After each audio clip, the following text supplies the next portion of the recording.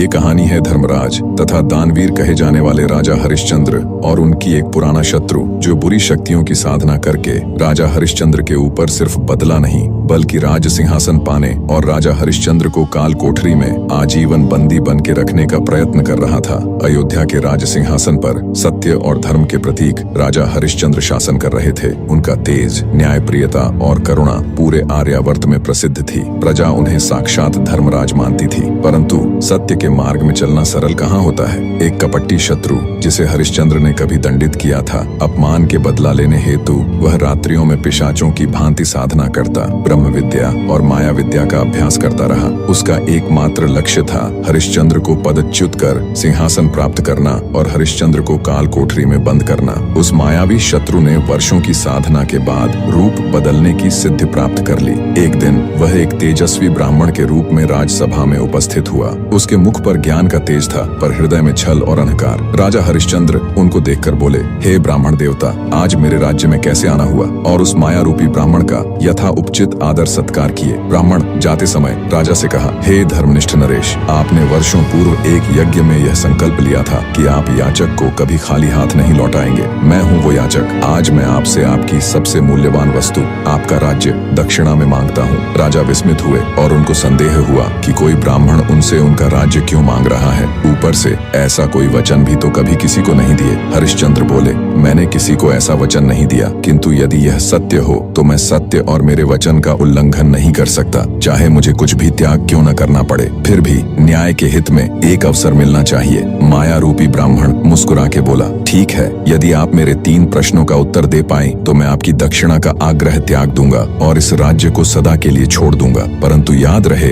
अगर एक भी सवाल गलत हुआ तो बिना कोई प्रश्न किए बगैर आपको राजगद्दी से उतार काल कोठरी में आजीवन कारादंड सुनाया जाएगा। राजा हरिश्चंद्र अब घोर संकट में पड़ गए थे, पर सत्य का उल्लंघन न करने हेतु ब्राह्मण को प्रश्न पूछने की इजाजत दे दी। ब्राह्मण अपना पहला प्रश्न कहना आरंभ किया। अवंतिका नामक नगरी में देवस्वामी नाम का एक ब्राह्मण रहता था। उसके हरिदास नाम का एक पुत्र था। हरिदास की बड़ी सुंदर पत्नी थी, नाम था चंद्रप्रभा। एक दिन वे महल के ऊपर छत पर सो रहे थे कि आधी रात के समय एक गंधर्व कुमार आकाश में घूमता हुआ उधर से निकला। वह चंद्रप्रभा के रूप पर मुग्ध होकर उसे उड़ाकर ले गया। जागने पर हरिदास ने देखा कि उसकी स्त्री नहीं है, तो उसे बड़ा दुख हुआ और वह मरने के लिए तैयार हो गया। लोगों के बहुत समझाने पर वह मान तो गया, लेकिन यह सोचकर कि तीर्थ करने से शायद पाप दूर हो जाए और स्त्री मिल जाए, वह घर से निकल पड़ा। चलते चलते वह एक गांव में एक ब्राह्मण के घर पहुंचा। उसे भूखा देखकर ब्राह्मणी ने उसे कटोरा भरकर खीर दे दी और तालाब के किनारे बैठकर खाने को कहा। हरिदास खीर लेकर एक पेड़ के नीचे आया और कटोरा वहां रखकर तालाब में हाथ मुंह धोने चला गया। इसी बीच एक बाज किसी सांप को लेकर उसी पेड़ पर आ बैठा और जब वह उसे खाने लगा तो सांप के मुंह से जहर टपक कर कटोरे में गिर गया। हरिदास को कुछ पता नहीं था, वह उस खीर को खा गया। जहर का असर होने पर वह तड़पने लगा और दौड़ता हुआ ब्राह्मणी के पास आकर बोला, तूने मुझे जहर दे दिया है। इतना कहने के बाद हरिदास मर गया। पति ने यह देखा तो ब्राह्मणी को ब्रह्मघातिनी कहकर घर से निकाल दिया। इतना कहकर माया रूपी ब्राह्मण बोला, राजन बताओ कि सांप, बाज और ब्राह्मणी, इन तीनों में अपराधी कौन है? राजा हरिश्चंद्र ने कहा, कोई नहीं। सांप तो इसलिए नहीं क्योंकि वह शत्रु के वश में था। बाज इसलिए नहीं क्योंकि वह भूखा था, जो उसे मिल गया उसी को वह खाने लगा। ब्राह्मणी इसलिए नहीं क्योंकि उसने अपना धर्म समझकर उसे खीर दी थी और अच्छी दी थी। जो इन तीनों में से किसी को दोषी कहेगा वह स्वयं दोषी होगा। इसलिए अपराधी ब्राह्मणी का पति था, जिसने बिना विचारे ब्राह्मणी को घर से निकाल दिया। माया रूपी ब्राह्मण गुस्से में बोला, उचित है, और अपना दूसरा प्रश्न पूछना आरंभ किया।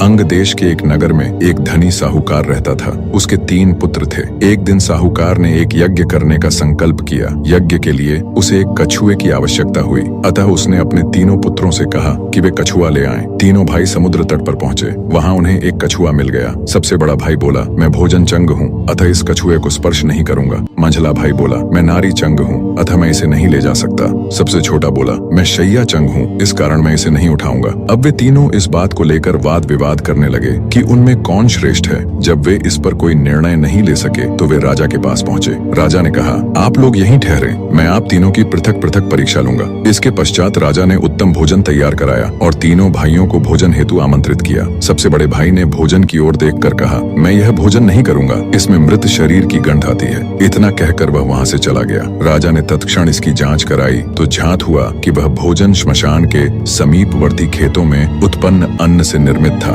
राजा ने कहा, तुम वास्तव में भोजन चंग हो, तुम्हें भोजन की पहचान है। बड़े भाई से सवाल जवाब समाप्त होने के पश्चात रात्रि के समय राजा ने एक अत्यंत सुंदर स्त्री को मंझले भाई के पास भेजा। जैसे ही वह वहां पहुंची, मंझले भाई ने कहा, इसे यहाँ से हटा दो, इसके शरीर से बकरी के दूध की गंध आती है। राजा ने यह सुनकर जांच करवाई तो ज्ञात हुआ कि वह स्त्री बचपन में बकरी के दूध पर पली बढ़ी थी। राजा अत्यंत प्रसन्न हुआ और बोला, तुम वास्तव में नारी चंग हो। इसके पश्चात राजा ने छोटे भाई को सोने के लिए 7 गद्दों वाला एक पलंग प्रदान किया। जैसे ही वह उस पर लेटा, वह सहसा चिल्लाकर उठ बैठा। लोगों ने देखा, उसकी पीठ पर एक लाल रेखा उभर आई थी। राजा को जब यह समाचार मिला तो उसने बिछौने की जांच कराई। 7 गद्दों के नीचे एक बाल पाया गया। उसी बाल के कारण उसकी पीठ पर वह रेखा आई थी। राजा को बड़ा आश्चर्य हुआ। उसने तीनों भाइयों को 1-1 लाख स्वर्ण मुद्राएं भेंट की। अब वे तीनों कछुए को ले जाना भूलकर वहीं सुखपूर्वक रहने लगे। इतना कहकर माया रूपी ब्राह्मण शत्रु ने बोला, हे राजन, अब आप बताइए, उन तीनों में सर्वश्रेष्ठ कौन था? राजा ने उत्तर दिया,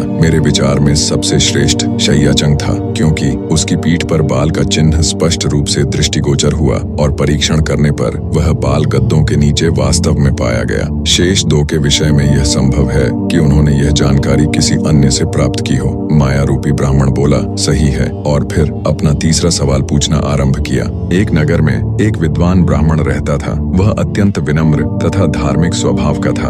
उसके 2 पुत्र थे जो अपने पिता के समान ही शिष्ट एवं विनीत थे।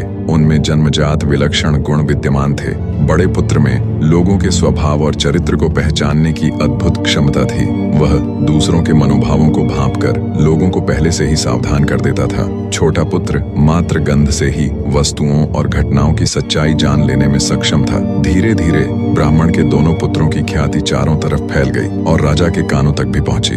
राजा ने उन्हें बुलाकर अपने यहाँ विशेष सलाहकार के रूप में रख लिया। दोनों भाई राज्य के निर्णयों में राजा की सहायता करने लगे। राजा जब राजनयिक वार्ताओं के लिए दूसरे राज्य में जाते थे तो दोनों ब्राह्मण पुत्र भी आ जाया करते थे। एक दिन राजा इसी प्रकार की यात्रा पर दूसरे राज्य गए हुए थे। वहाँ उनका भव्य स्वागत हुआ। राजा के सम्मान में उत्सव जैसा माहौल था और कई रंगारंग कार्यक्रम भी आयोजित किए गए थे। राजा और साथ गए लोगों ने भोज कार्यक्रम का खूब आनंद उठाया। राजा बहुत थक गए थे। आराम करने के लिए राजकीय अतिथि गृह में गए। वह भी खूब सजा हुआ था। राजा ने दोनों भाइयों के साथ आराम गृह में प्रवेश किया। प्रवेश करते ही बड़े भाई को दाल में कुछ काला लगा। उन्होंने कहा, महाराज, मुझे इस राज्य के राजा की नीयत पर विश्वास नहीं है। मुझे प्रतीत होता है कि वह आपसे ईर्ष्या करता है और आपकी हत्या करना चाहता है। उसकी बात सुनकर आश्चर्यचकित होते हुए राजा ने कहा, क्या बकवास कर रहे हो? उसने हमारी सुख सुविधा का इतना ख्याल रखा है और तुम्हें लगता है कि वह हमें नुकसान पहुंचाने की योजना बना रहा है। मुझे लगता है बहुत ज्यादा खाना खाने से तुम्हारा दिमाग काम नहीं कर रहा है। बड़े भाई के मना करने के पश्चात राजा ने उसके ऐसा तैसा बोलकर बिस्तर पर बैठकर तकिया उठाने के लिए थोड़ा झुके। तभी बड़े भाई ने उनकी कलाई पकड़ ली।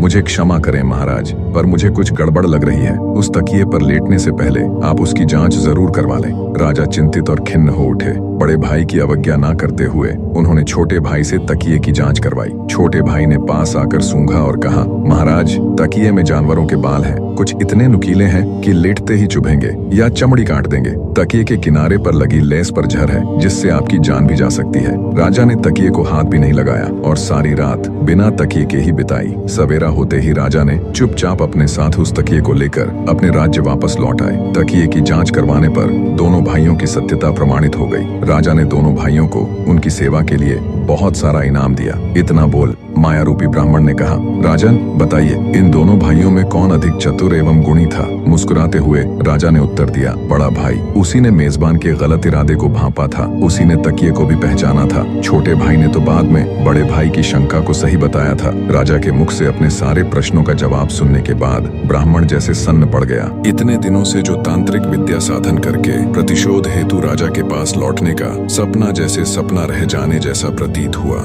इस कहानी से हमको ये पता चलता है कि शत्रु कितने भी तंत्र विद्या या शक्तिशाली क्यों ना हो जाए, सत्य और निष्ठा के सामने हमेशा हार मानती है। अंत तक देखने के लिए सभी को धन्यवाद।